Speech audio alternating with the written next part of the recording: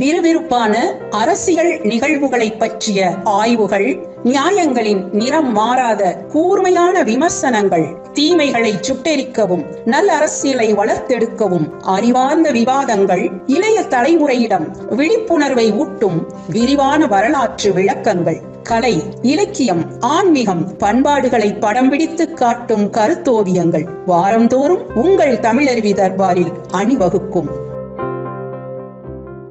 முத்தமிழ் மன்றத்தினுடைய தலைவர், இனிய நண்பர் வெங்கடேசன் அவர்களே, செயலாளர் இனிய நண்பர் பிரகாசம் அவர்களே, இணைச் செயலாளர்கள் இனிய நண்பர்கள் நாகேந்திரகுமார் அவர்களே, சண்முகம் அவர்களே, உங்கள் அனைவரையும் நான் வணங்கி மகிழ்கிறேன். வாணியம்பாடி முத்தமிழ் மன்ற நிகழ்வுகளில் தொடர்ந்து நான் பங்கேற்று உங்களுக்கு என் உள்ளத்தில் ஊறி கிடக்கக்கூடிய உண்மையான உணர்வுகளை பரிமாறுவதை வழக்கமாகவே வைத்திருக்கிறேன்.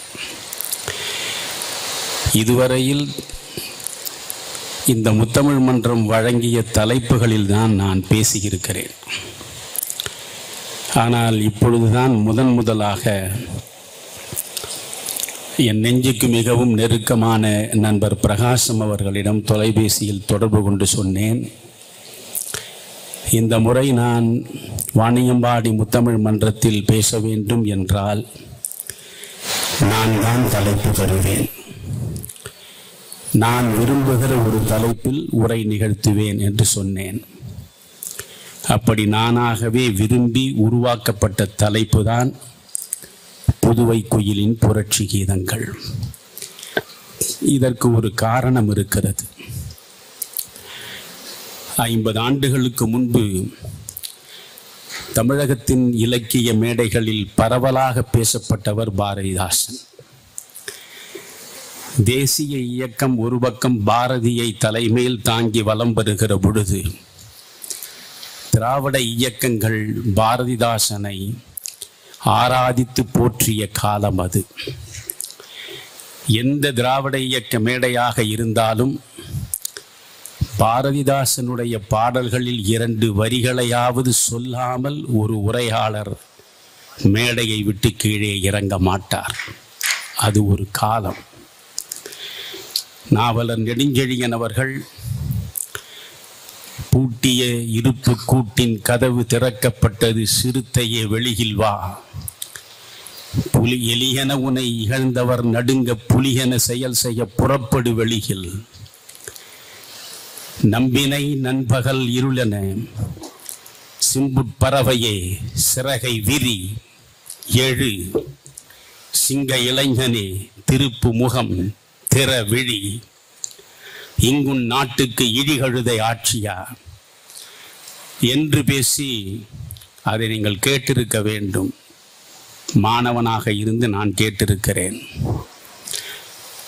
எனவே அன்றைக்கு திராவிட இயக்க மேடைகளில் பாவேந்தர் பாரதிதாசன் பரவலாக போற்றப்பட்டார், பரவலாக பேசப்பட்டார். ஆனால் இன்றைக்கு பாரதிதாசனை இலக்கிய மேடைகளில் பேசக்கூடிய மனிதர்கள் அருகிக்கொண்டே வருவதற்கான காரணம் என்ன என்று எனக்கு புரிய இல்லை. தமிழை நேசிக்கக்கூடியவன் யாராக இருந்தாலும் தமிழையே சுவாசித்த பாரதிதாசனை ஒருபோதும் மறக்கலாகாது. பாரதிதாசனை மறந்தால் நாம் நன்றியற்றவர்கள் என்றுதான் என்னாலே பொருள் கொள்ள முடியும். பாரதிதாசன் 20ஆம் நூற்றாண்டு கண்ட இணையற்ற இலக்கிய மேதைகள். ஆங்கில இலக்கிய உலகத்தை நீங்கள் எடுத்துக்கொண்டால் இரட்டையர்களாக ஷெல்லியும் கீட்ஸும் போற்றப்படுகிறார்கள். எப்படி ஆங்கில இலக்கிய உலகத்தில் ஷெல்லிக்கும் கீட்ஸுக்கும் இலக்கிய இரட்டையர்கள் என்று ஒரு இடம் இருக்கிறதோ, அப்படித்தான் இந்த தமிழ் சமுதாயத்தின் இலக்கிய உலகத்தில் பிரிக்க முடியாத இலக்கிய இரட்டையர்களாக நீங்கள் பாரதியையும் பாரதிதாசனையும் கொண்டாட வேண்டும். பாரதியும் பாரதிதாசனும் இலக்கிய உலகத்தில் சாதித்த சாதனைகளை இன்று வரை வேறெந்த கவிஞனும் சாதிக்கவில்லை என்பதை நான் இமயத்தின் உச்சியிலே நின்று கூட உரத்த குரலில் முழங்க முடியும். நான் ஒன்றை உங்களுக்கு சொல்கிறேன். ஷெல்லி, கீட்ஸ் இருவருமே ஆங்கில இலக்கிய உலகத்தில் தன்னுணர்ச்சி பாடல்களுக்கு முழு வடிவம் கொடுத்தவர்கள். தன்னுணர்ச்சி பாடல்களுக்கு லிரிக் என்று ஆங்கிலத்திலே சொல்லுவார்கள். ஆனால் அந்த தன்னுணர்ச்சி பாடல்களுக்கு தமிழ் இலக்கிய உலகத்தில் முழுமையான வடிவத்தை தேடி கொடுத்த முதல் மனிதன் பாரதி.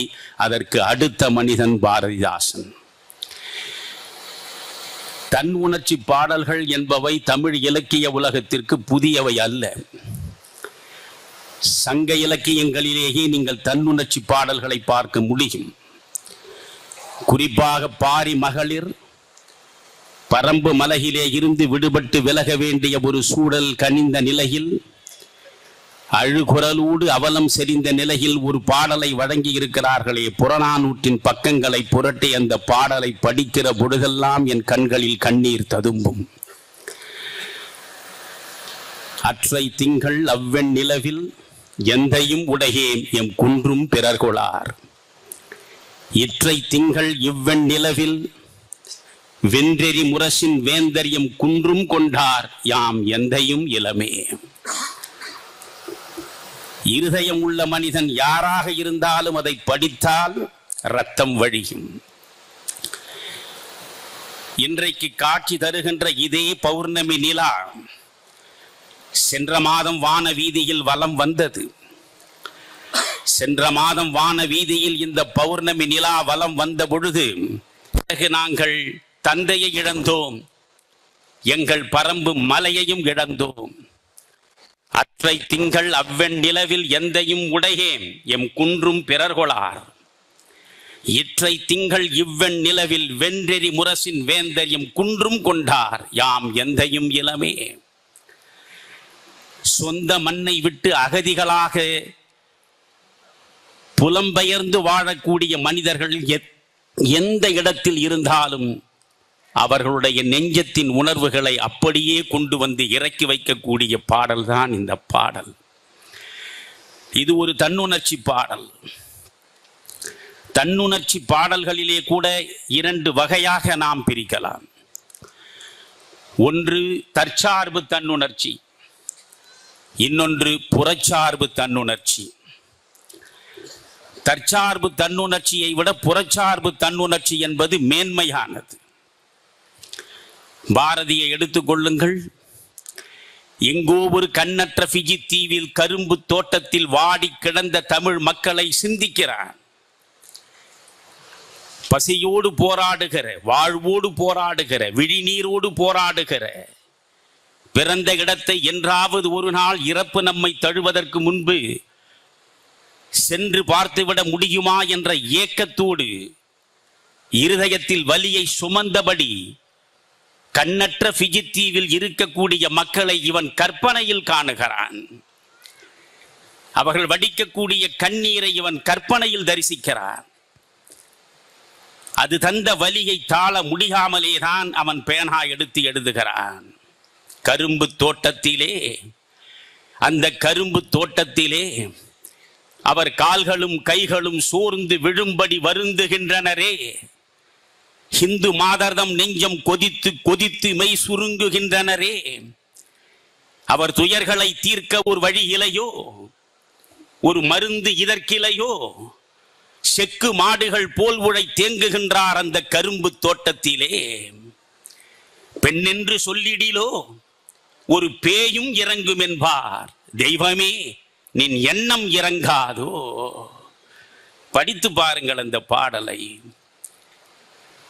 நாட்டை நினைப்பாரோ, எந்த நாளினி போயதை காண்பதென்றே தங்கள் வீட்டை நினைப்பாரோ. அவர் விம்மி விம்மி விம்மி விம்மி அழும் குரல் கேட்டிருப்பாய் காற்றே. அவர் விம்மி அழவும் திறம் கெட்டு போயினரே என்று பாரதி பாடியதுதான் புறச்சார்பு தன்னுணர்ச்சி பாடல். அவனுடைய சொந்த வலி என்பது அவன் சார்ந்ததல்ல. அவன் இனம் சார்ந்த வலி அவனுடைய சொந்த வலியாக மாறுகிறது. அதுபோன்றுதான் பாரதிதாசனும் கூட சின்னஞ்சிறு பருவத்தில் திருமண கோலம் பூண்டு அடுத்த நாளே கணவனை பறிகொடுத்து கைமை நோன்பு ஏற்கக்கூடிய நிலைக்கு தள்ளப்படுகிற ஒரு பெண்ணை அவன் நினைந்து பார்க்கிறான். அவனே இளம் விதவையாக மாறுகிறான். டிரான்ஸ்பர்மேஷன் என்று ஆங்கிலத்திலே சொல்லுவோம். ஒரு பெண்ணினுடைய நிலையை, ஒரு விதவையினுடைய கண்ணீரை வெளியே நின்றபடி பார்த்து பேசுவது எழுதுவது என்பது வேறு. ஆனால் அந்த விதவையாகவே மாறி அந்த விதவைக்குள்ளாகவே என்னுடைய ஆவி முழுவதும் சென்று சேர்ந்து நானே ஓர் இளம் விதவையாக மாறிவிட்ட நிலையில் பாடுகிற பாடல்தான் உன்னதமானது. அப்படித்தான் பாடுகிறான். கோரிக்கையற்று கிடக்குதன்னே இங்கு வேரில் பழுத்த பலா, மிக கொடியதென்றெண்ணிடப்பட்டதன்னே குளிர் வடிகின்ற வட்ட நிலா. பாரதிதாசனுடைய பாடல்களை படிப்பதில் இருக்கக்கூடிய சுகானுபவம் நீங்கள் இழந்து கிடக்கிறீர்களே என்பதுதான் எனக்கான வருத்தம். பாரதிதாசன் பாடல்களை மறுபடியும் எடுத்து படியுங்கள். குறிப்பாக பாரதிதாசனுடைய முதற் கவிதை தொகுதியை தயவு செய்து படியுங்கள். வாணியம்பாடி முத்தமிழ் மன்றத்தின் மூலமாக வழங்கப்படுகிற கருத்துக்களை கேட்பதற்காக காதுகளை தீட்டியபடி அமர்ந்திருக்கிற நீங்கள் இனியாவது பாரதிதாசன் கவிதைகள் புத்தகம் எங்காவது இருந்தால் முதற் கவிதை தொகுதியை வாங்கி படியுங்கள். எவ்வளவு வசீகரமான வார்த்தைகள்! பாரதிதாசனுக்கு நிகராக தமிழில் அப்படி வசீகரமான வார்த்தைகளை கொண்டு வந்து கொடுத்த கவிஞனை இன்று வரை நான் காணவில்லை. கைம்பெண்ணினுடைய அவலத்தை, கண்ணீரை, அழுகையை, வலியை அவன் எப்படி பாடுகிறான் பாருங்கள். கோரிக்கையற்று கிடக்குதன்னே இங்கு வேரில் பழுத்த பலா, மிக கொடியதென்றெண்ணிடப்பட்டதன்னே குளிர் வடிகின்ற வட்ட நிலா. சீரற்றிருக்குதையோ இளம் தென்றல் சிறந்திடும் பூஞ்சோலை, சீரற்றிருக்குதையோ இளம் தென்றல் சிறந்திடும் பூஞ்சோலை, சீ சீ என்று இகழ்ந்திடப்பட்டதன்னே நரும் சீதன பூமாலை.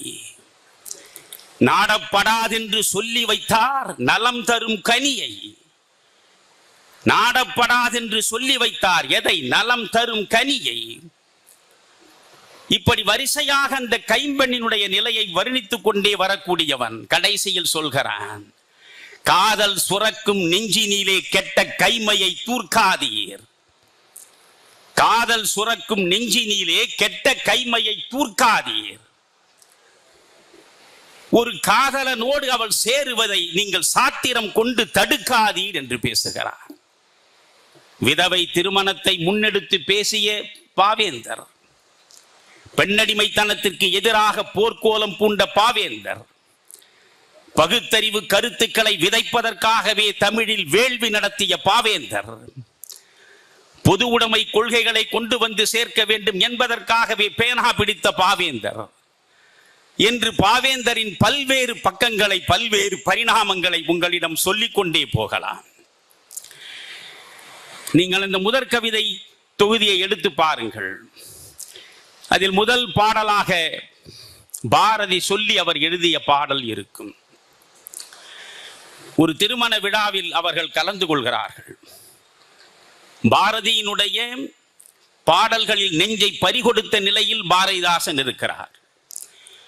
அப்பொழுது அவருடைய பெயர் பாரதிதாசன் இல்லை, தமிழ் ஆசிரியராக இருந்த கனக சுப்புரத்தினம். வேணுநாயக்கர் என்பவருடைய இல்லத்தில் கூடிய அந்த திருமண வைபவத்தில் கனக சுப்புரத்தினம் அமர்ந்திருக்கிறார். சுற்றி நண்பர்கள் சூழ்ந்திருக்கிறார்கள். அங்கே பாரதியும் இருக்கிறான். அவன்தான் பாரதி என்று பாரதிதாசனாக பிறகு வடிவெடுத்த கனக சுப்புரத்தினத்திற்கு தெரியாது.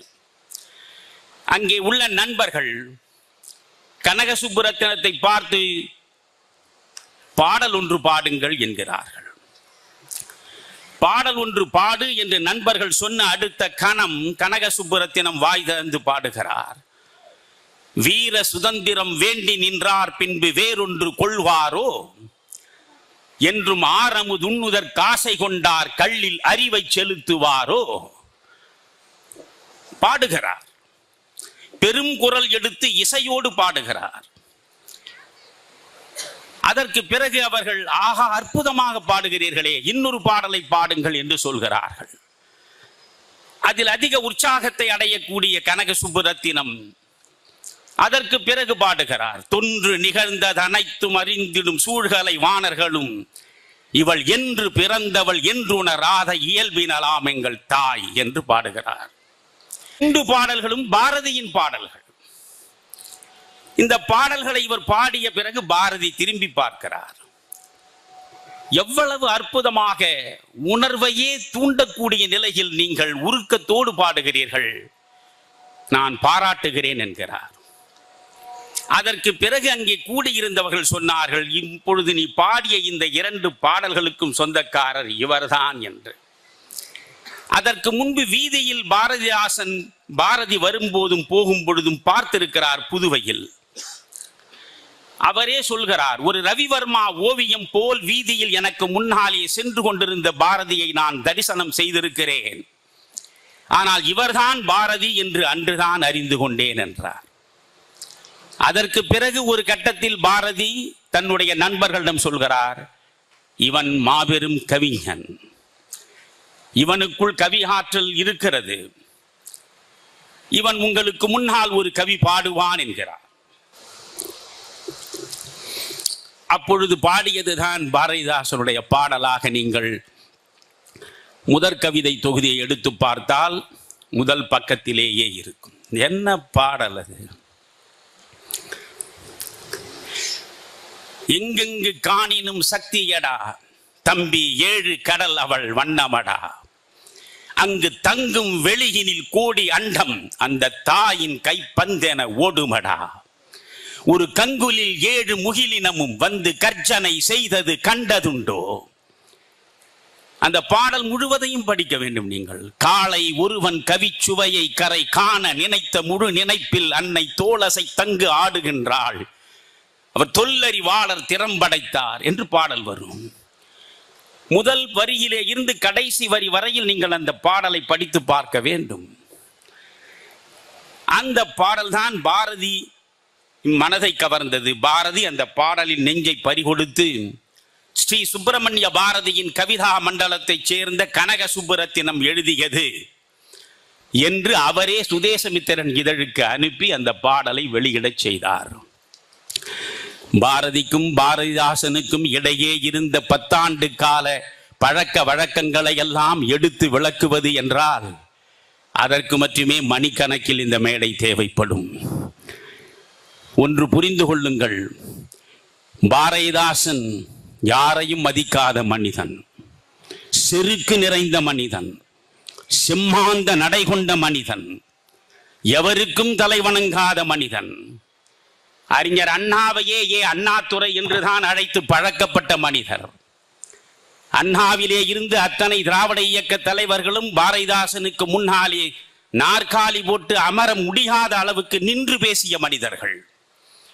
ஆனால் அந்த பாரதிதாசன் சொல்கிறார், என் வாழ்வில் நான் மதித்த மனிதர்கள் 2 பேர். யார் முன்னாலும் நான் சிகரெட்டை புகைப்பேன், கால் மேல் கால் போட்டு அமர்ந்தபடி. 2 பேருக்கு முன்னால் தான் நான் கால் மீது காலும் போட மாட்டேன், சிகரெட்டும் புகைக்க மாட்டேன். யார் தெரியுமா? ஒன்று பெரியார், இன்னொருவர் பாரதி என்று பாரதிதாசன் சொல்கிறார். ஒரு அழகியல் முரண் என்ன தெரியுமா? பார்ப்பனியத்தை எதிர்த்து கடுமையாக எழுதிய மனிதன் பாரதிதாசன். ஆனால் பார்ப்பானாக பிறந்த பாரதியை கடைசி வரை கொண்டாடுகிறார். ஒரு இடத்தில் கூட பாரதிதாசன் பாரதியாரை குறைத்து பேசியதாகவே நீங்கள் காண முடியாது. அந்த அளவுக்கு பாரதியிடம் நெஞ்சத்தை பறிகொடுத்தான் பாரதிதாசன். காரணம், பாரதிதாசனுக்கு முக்கியமானது தமிழ், தமிழ், தமிழ். நாம் அனைவரும் காற்றை சுவாசிக்கிறோம், ஆனால் தமிழை சுவாசித்த கவிஞன் இந்த மண்ணுலகத்தில் ஒருவன் இருந்தான் என்றால் அது பாவேந்தர் பாரதிதாசனை தவிர வேறு யாருமே கிடையாது. தமிழை சுவாசித்தான். தாயழித் தமிழை என்றன் தமிழரின் கவிதை தன்னை 1000 மொழியிற்கான இப்புவி அவாவிற்றென்ற தோயுறும் மதுவின் நாறு தொடர்ந்தென்றன் செவியில் வந்து பாயும் நாள் எந்த நாளோ ஆரிதை பகர்வார் இங்கே. அவன் ஆசையை பாருங்கள். தாயழித் தமிழை என்றன் தமிழரின் கவிதை தன்னை 1000 மொழியிற்கான இப்புவி அவாவிற்றென்ற தோயுறும் மதுவின் ஆறு தொடர்ந்தென்றன் செவியில் வந்து பாயும் நாள் எந்த நாளோ ஆரிதை பகர்வார் இங்கே என்று தன் விருப்பத்தை வெளிப்படுத்தியவன். என் செயலை என் மூச்சை தமிழுக்கு தந்தேன் என்று சொன்னவன். நைந்தாயனில் என் வாழ்வும் நைந்து போகும் என்று சொன்னவன். நன்னிலை உனக்கு என்றால் அது எனக்கும் தானே என்று சேர்த்து பேசியவன். இதுவரையில் நீங்கள் பார்த்தால் சங்ககாலம் தொட்டு இன்று வரையில் தமிழை மட்டுமே பாடுபொருளாக்கி தமிழ் இயக்கம் கண்ட கவிஞன் பாரதிதாசன். பாரதிதாசனுடைய தமிழ் இயக்கம் சின்னஞ்சிறு நூல்தான், அதை வாங்கி படியுங்கள். தமிழை எந்த அளவுக்கு அவன் காதலித்திருக்கிறான் அதற்கு ஒரு சான்று உங்களுக்கு சொல்கிறேன். இந்த பாரதிதாசன் முதற் கவிதை தொகுப்பிலே தான் சஞ்சீவி பர்வதத்தின் சாரல் என்ற ஒரு குறுங்காவியம் இருக்கிறது. அந்த சஞ்சீவி பர்வதத்தின் சாரலில் அவன் பேசுவான், நம்பத்தகாதனவெல்லாம் நம்ப வைக்கும் நலிவு தரும் ராமகாதை என்று. ராமாயணத்தை பற்றி பாரதிதாசனுடைய பார்வை இதுதான். நம்பத்தகாதனவெல்லாம் நம்ப வைக்கும் நலிவு தரும் ராமகாதை. ராமாயணத்தை படிக்காதே தமிழா, ராமாயணத்தை படித்தால் நீ நலிந்து போவாய். காரணம், இந்த தமிழ்நாடு கண்முன்னால் அப்படித்தான் நலிந்து கிடந்தது. வீழ்ச்சி ஒரு தமிழகத்தில் எழுச்சி வேண்டும், வீழ்ச்சி ஒரு தமிழகத்தில் எழுச்சி வேண்டும் என்று சொன்னவன் பாரதிதாசன். எனவே எழுச்சியை தரக்கூடியதாக ராமாயணம் இல்லை, அது நம்பத்தகாதனவெல்லாம் நம்ப வைக்கும் நலிவு தரும் ராமகாதை என்று பேசியவன். ஆனால் தமிழ் இயக்கத்தில் ஒரு பாடல் இருக்கிறது. ஒரே இரவில் அந்த தமிழ் இயக்கத்தை அவன் முடித்தான். எந்தெந்த துறைகளில் தமிழ் இயக்கம் முன்வந்து போர்க்களமாக தமிழகத்தை மாற்றி மாற்றங்களை உருவாக்க வேண்டும் என்பதற்காக ஒரு மேடை பேச்சாளனிலே இருந்து, ஒரு பத்திரிகையாளனிலே இருந்து, பட உலகில் நடிக்கக்கூடிய நடிகனிலே இருந்து, எழுதக்கூடிய எழுத்தாளனிலே இருந்து, பாடக்கூடிய பாடலை வழங்கக்கூடிய ஒரு பாடகனில் இருந்து ஒவ்வொருவனையும் தமிழுக்கு அவன் எப்படி தொண்டாற்ற வேண்டும், துறைதொறும் துடித்தெழுந்து தமிழன் தொண்டாற்ற வேண்டும் என்ற நோக்கத்தோடு தான் இந்த தமிழ் இயக்கத்தை அவன் எழுதி கொடுத்தான். ஒரு இரவில் எழுதியது. அதில் ஒரு பாடலை படித்து நான் வியந்து போனேன். நம்பத்தகாதனவெல்லாம் நம்ப வைக்கும் நலிவு தரும் ராமகாதை என்று ராமாயணத்தை கடுமையாக ஏசுகிற பாரதிதாசன். டிகேசி என்று அழைக்கப்பட்ட டி.கே. சிதம்பரநாத முதலியார், குற்றால முனிவர் என்று அழைக்கப்பட்டவர், தன்னுடைய வாழ்க்கை முழுவதையுமே இலக்கிய ரசனையில் ஈடுபட்டே செலவழித்தவர். கம்பனில் கலந்து கரைந்து போனவர். அவர் கம்பராமாயணத்தில் ஒரு பாடலை சொல்லி அதை கேட்பதில் இருக்கக்கூடிய பெரும் பேறு வேறு எதிலும் இருக்காது என்று அன்றைக்கு தமிழ் உலகமே பாராட்டியது. ராஜாஜிக்கு தேவைப்படுகிற பொழுதெல்லாம் குற்றாலத்திற்கு சென்று டிகேசியின் முன்னாலே அமர்ந்து டிகேசி கம்பன் கவிதைகளில் ஒன்றை எடுத்து சொல்ல அதை கேட்டு மகிழ்ந்து பரவசப்படக்கூடிய அளவுக்கு இருந்தவர். கல்கி டிகேசியை தலை மீது வைத்துக் கொண்டாடியவர். அந்த டிகேசி கம்பனுக்காகவே வாழ்ந்தவன்.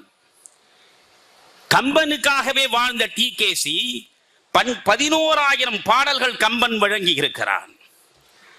இந்த 11,000 பாடல்களில் பல்லாயிரம் பாடல்கள் கம்பன் இயற்றியவை கிடையாது. இவை அனைத்தும் இடைச்செருகல்கள், மிகைப்பாடல்கள் என்று எல்லாவற்றையும் தூக்கி எறிந்துவிட்டு 1000க்கும் மேற்பட்ட பாடல்களை மட்டும் எடுத்து இவைதான் கம்பன் செய்யுள் என்று அவர் ஒரு பதிப்பை கொடுத்தார் தமிழகத்திற்கு. பாரதிதாசன் மகிழ்ந்திருக்க வேண்டாமா? இவனுக்கு பிடிக்காத ராமாயணம். அந்த ராமாயணத்தில் கம்பன் 12,000 பாடல்களை பாடி வைத்திருக்கிறான். 12,000 பாடல்களில் 11,000 பாடல்களை இந்த மனிதன் கழித்து போட்டான். கழித்து போட்டது நல்ல காரியம் என்றல்லவா பாரதிதாசன் டிகேசியை பாராட்டி இருக்க வேண்டும். ஆனால் பொங்கி எழுகிறார் பாரதிதாசன்.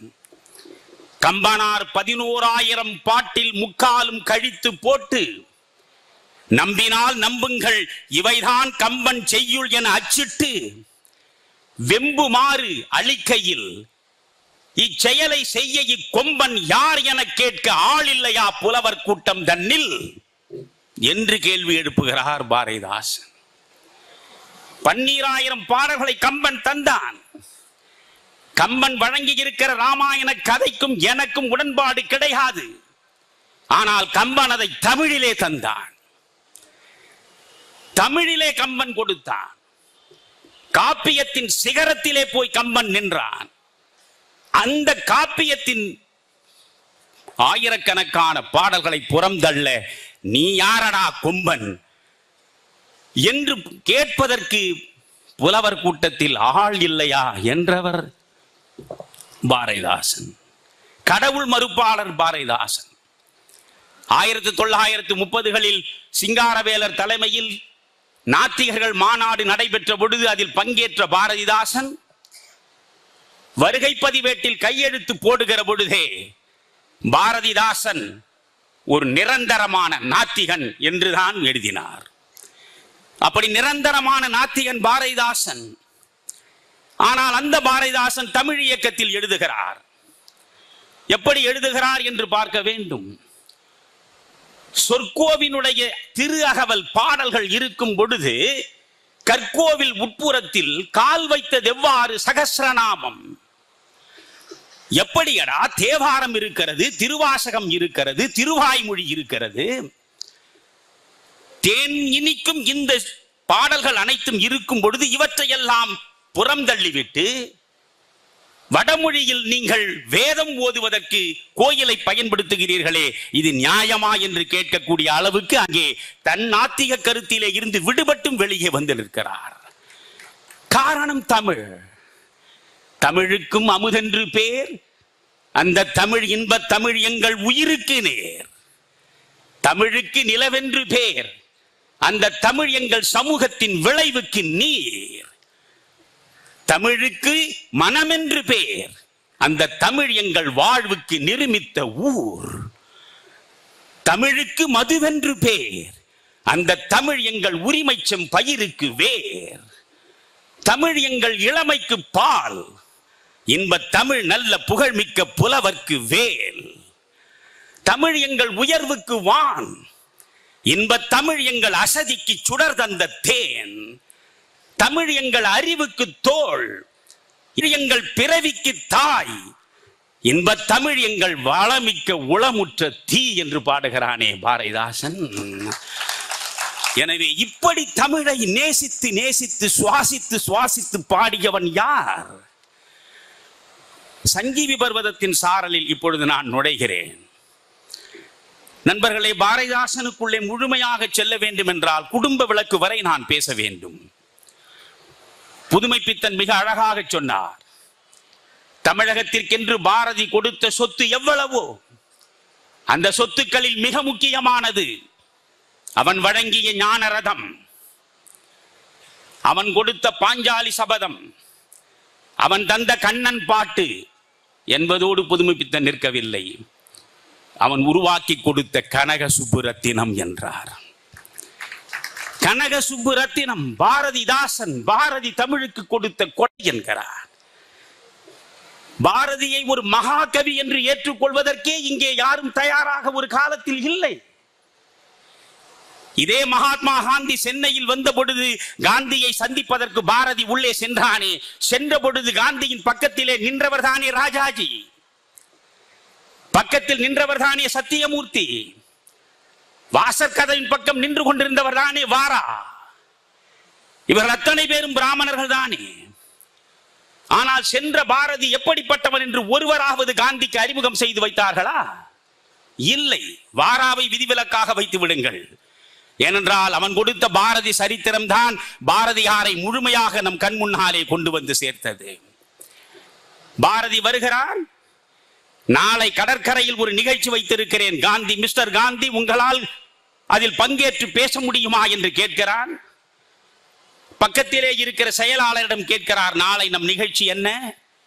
ஏற்கனவே நிகழ்ச்சிகள் இருக்கின்றன, மகாதேவ தேசாய் ஏற்கனவே நிகழ்ச்சிகள் இருக்கின்றன என்று சொல்லிவிட்டார். மிஸ்டர் பாரதி, நாளை என்னால் வர முடியாது, வேறொரு நாளில் வைத்துக் கொள்ளலாமா? காந்தி கேட்கிறார், சாரி, நிகழ்ச்சி ஏற்கனவே முடிவு செய்யப்பட்டு விட்டது, மகிழ்ச்சி, வருகிறேன் என்று திரும்பிவிட்டார். திரும்பிய பிறகு பாரதியை குறித்து காந்தி கேட்கிறார், யார் அவர் என்று கேட்கிறார். அப்பொழுது கூட இவர்கள் என்ன சொல்கிறார்கள்? தென்னாப்பிரிக்காவிலேயே நீங்கள் போராட்டம் நடத்திய பொழுது உங்களுக்காக இந்தியா பத்திரிகையில் நிதி திரட்டிய மனிதன் இவன் சொன்னார்களா? உங்களுக்காக கார்ட்டூன் போட்டு கௌரவித்த மனிதன் சொன்னார்களா? இல்லை. ஏன் இவர்கள் பாரதியை தூக்கி பிடிக்கவில்லை? பார்ப்பானை ஐயர் என்ற காலமும் போச்சே, பார்ப்பானை ஐயர் என்ற காலமும் போச்சே, வெள்ளை பரங்கிகரை துறை என்ற காலமும் போச்சே எழுதியவன் பாரதி. முன்னாளிலே ஐயரெல்லாம் வேதம் ஓதுவார், 3 மழை பெய்யுமடா மாதம், இந்நாளிலே பார்ப்பார் இவர் ஏது செய்தும் காசு பெற பார்ப்பார் எழுதியவன் பாரதி. சூத்திரனுக்கு ஒரு நீதி, தண்ட சோறுண்ணும் பார்ப்புக்கு வேறொரு நீதி, சாத்திரம் சொல்லிடுமாயின் அது சாத்திரம் அன்று, சதி என்று கண்டோம் என்று சொன்னவன் பாரதி. எனவே பாரதியை இவர்களுக்கு பிடிக்காது. ஆனால் இந்த பாரதியை எப்படியெல்லாம் பரவசத்தோடு பாவேந்தர் பாரதிதாசன் அறிமுகம் செய்கிறார் தமிழ் மண்ணுக்கு. உயர் தமிழுக்கு உய் நெறி காட்டிய புதுநெறி வகுத்த புலவன் பாரதி. தமிழ் உயர்ந்தது, உயர் தமிழுக்கு உய்வகை காட்டுகின்ற, அது வாழ்வதற்கு வழிகாட்டியவன் யார்? புதுநெறி காட்டிய புலவன் பாரதி. தமிழகம் தகும் உயர் வழிக்கும் தலைவனை எண்ணி தவம் கிடக்கையில் இலகு பாரதி புலவன் தோன்றினான். பைந்தமிழ் தேர்ப்பாகன், அவன் ஒரு செந்தமிழ் தேனி, சிந்துக்கு தந்தை, குவிக்கும் கவிதை குயில், இந்நாட்டினை கவிழ்க்கும் பகையை கவிழ்க்கும் கவி முரசு, நீடுதுயில் நீக்க பாடி வந்த நிலா, காடு கமழும் கற்பூர சொற்கோ, கற்பனை ஊற்றாம் கதையின் புதையல், திறம் பாட வந்த அறிஞன், புதிய அறம் பாட வந்த மறவன், மண்டும் மதங்கள் அண்டா நெருப்பவன், அயலார் எதிர்ப்புக்கு அணையா விளக்கவன்.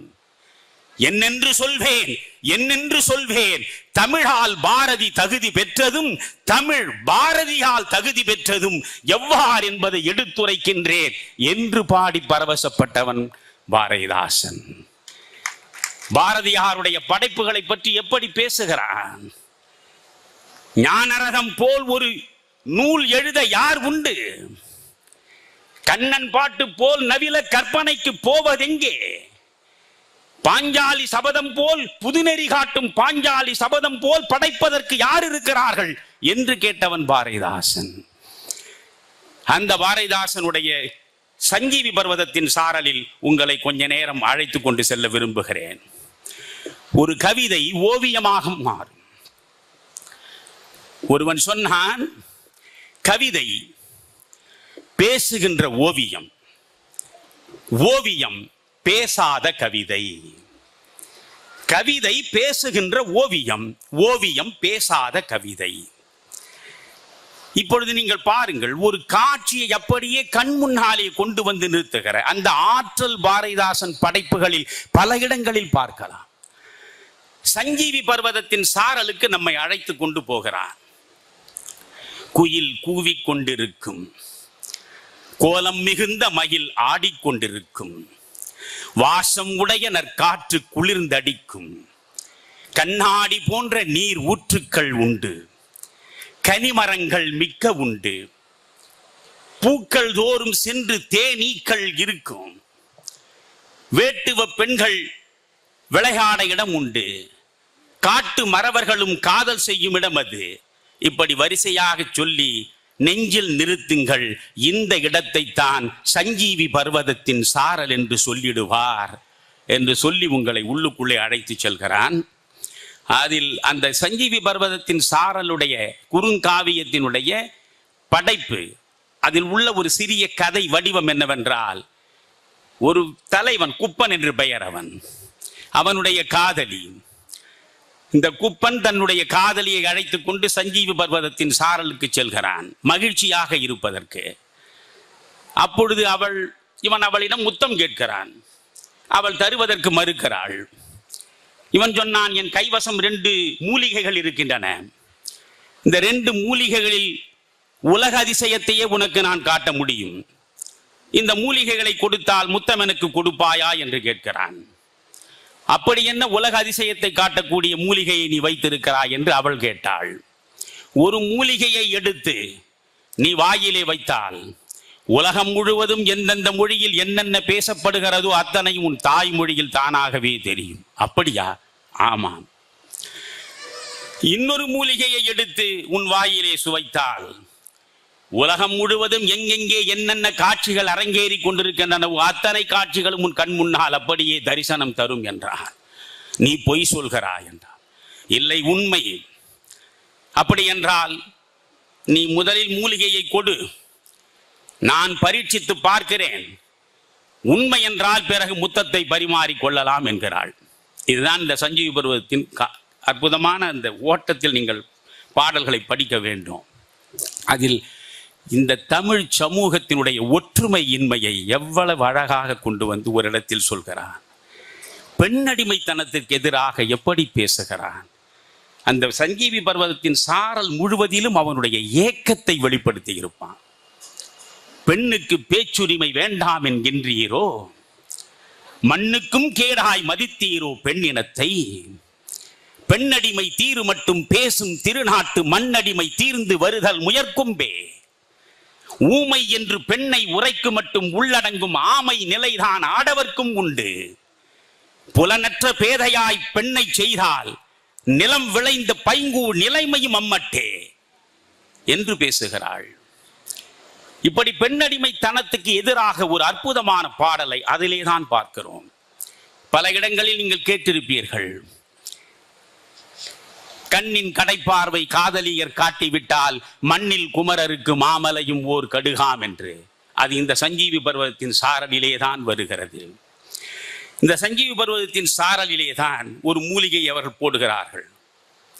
அப்படி மூலிகை போட்டால் ஒவ்வொருவன் இத்தாலியிலே இருப்பவன் பேசுவது, பிரான்சிலே இருப்பவன் பேசுவது, இங்கிலாந்திலே இருப்பவன் பேசுவது என்று பேச்சுக்கள் வந்து காதிலே விழுகின்றன.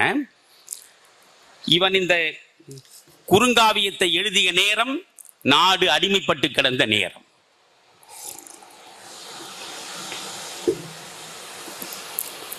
வெள்ளையர் நம்மை ஆண்ட நேரம். இப்பொழுது இந்த பாடலை உங்களுக்கு சொல்கிறேன், கேளுங்கள். வெள்ளையர் ஆட்சியில் அடிமைப்பட்டு கிடந்த சூழலில் இதை அவன் எழுதுகிறான். இன்றும் இந்த பாடல் 100 விழுக்காடு அப்படியே பொருந்துகிறது. இந்த மூலிகையை போட்டுக்கொண்டார்கள்.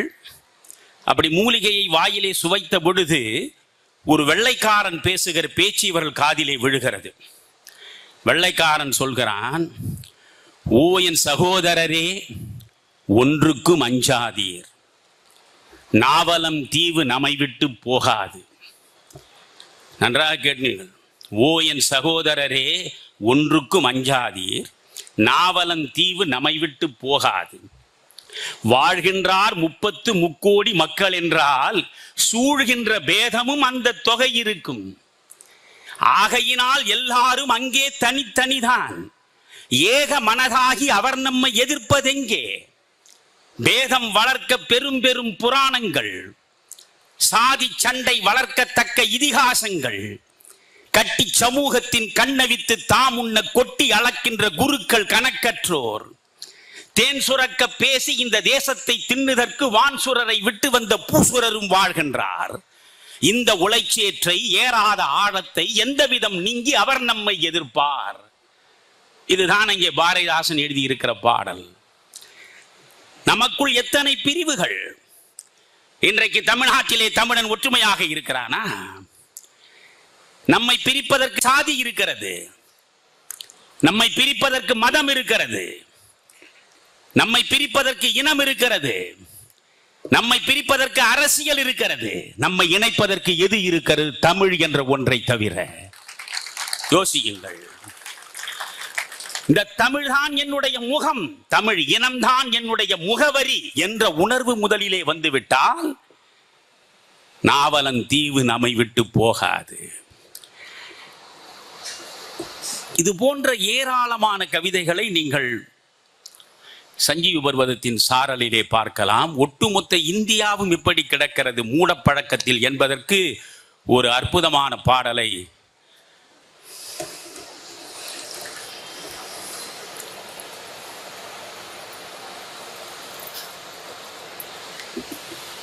வேண்டாம், சாதம் தண்ணி தொண்டை கட்டும்.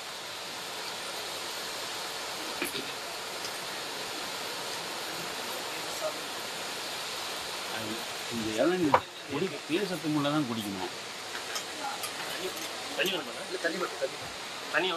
தண்ணி தான் வேணும், அது நிறைய குடி.